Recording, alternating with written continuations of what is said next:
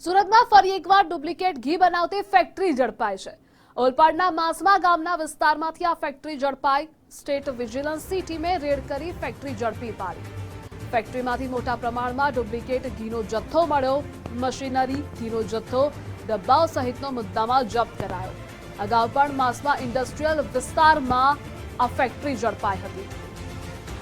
સંવાદદાતા ઉદય આપણી સાથે જોડાયેલા છે। ઉદય, ફરી એકવાર ડુપ્લિકેટ ઘી બનાવતી આ ફેક્ટરી ઝડપાઈ છે। જી બિલકુલ, સુરત જિલ્લામાંથી વધુ એક વખત ડુપ્લિકેટ ઘી બનાવતી ફેક્ટરી છે તેને ઝડપી પાડવામાં આવી છે। ઓલપાડના માસમા જેડીસી વિસ્તારમાં આજે આખું ડુપ્લિકેટ ઘી બનાવવાની ફેક્ટરી છે તે ચાલતી હતી। આ જે ઘટનાની જે બાતમી છે તે સ્ટેટ વિજિલન્સની ટીમને મળી હતી અને પોલીસે રેડ કરી હતી। પોલીસની રેડ દરમિયાન જે દ્રશ્યો જોઈને પોલીસ પર ચોંકી ગઈ હતી, કારણ કે એક નહીં બે નહીં પરંતુ મોટા પ્રમાણમાં જે ડુપ્લિકેટ ઘીના ડબ્બાઓ છે અને જે મશીનરી છે તે અહીંથી ઝડપી પાડવામાં આવ્યું હતું।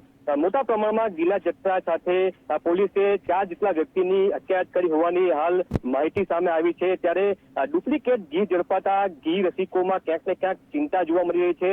ખાસ કરીને ઓલપાડ તાલુકામાં માસમા જેડીસીમાંથી થોડાક સમય પહેલા ડુપ્લિકેટ ઘી બનાવવાની ફેક્ટરી ઝડપાઈ હતી, ત્યારે ફરી એ જ વિસ્તારમાંથી ડુપ્લિકેટ ઘી બનાવવાની ફરી ફેક્ટરી ઝડપાતા લોકોમાં રોષ જોવા મળી રહ્યો છે। ક્યાંક ને ક્યાંક લોકોના સ્વાસ્થ્ય સાથે ચેડા કરવામાં આવી રહ્યા હતા। ત્યારે હાલ એસએમસીની ટીમ દ્વારા જે કામદારો છે અને જે કામ કરતા વ્યક્તિઓ છે તેને હાલ ઓલપાડ પોલીસ મથક ખાતે લઈ જવામાં આવ્યા છે। થોડી જ સમયમાં એફએસએલની ટીમ પહોંચશે અને આ જે ડુપ્લિકેટ ઘીમાં કયા કયા પદાર્થોનું મિશ્રણ કરવામાં આવતું હતું તે દિશામાં પણ તપાસ કરવામાં આવશે।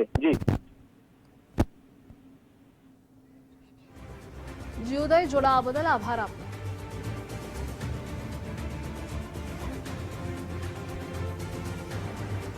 દાહોદના સુખસર ગામે વેપારીને ત્યાં નકલી આઈટી અધિકારીની રેડ। એક વેપારીની દુકાનમાં 6 નકલી આઈટી અધિકારીઓએ રેડ કરી। વેપારીના ચોપડા અને દાગીના જમા કરી કેસ કરવાની ધમકી આપી। કેસ ન કરવો હોય તો 25 લાખ રૂપિયાની વેપારીને ઓફર પણ આપી। નકલી અધિકારીઓએ 2 લાખ રૂપિયા વેપારી પાસેથી રોકડ લીધા। બાકીના નાણાં અન્ય જગ્યાએ આપવાની વાત કરતા આ ભાંડો ફૂટ્યો। સમગ્ર મામલે સુખસર પોલીસે 2 ઈસમોની ધરપકડ કરી છે। અમદાવાદના ભાવેશ આચાર્ય અને દાહોદના અબ્દુલની ધરપકડ કરી। જો કે અન્ય 4 ઈસમોને પકડવા પોલીસે ચક્રો ગતિમાન કર્યા છે।